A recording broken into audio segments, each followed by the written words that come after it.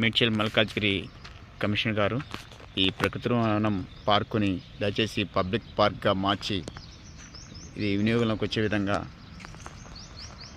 చేయాల్సిందిగా విజ్ఞప్తి చేస్తున్నాం.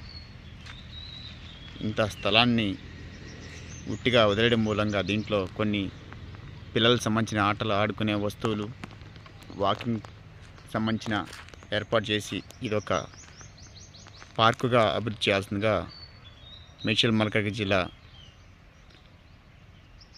జోన్ కమిషనర్ గారికి విజ్ఞప్తి ఈ సందర్భంగా చేస్తున్నాం.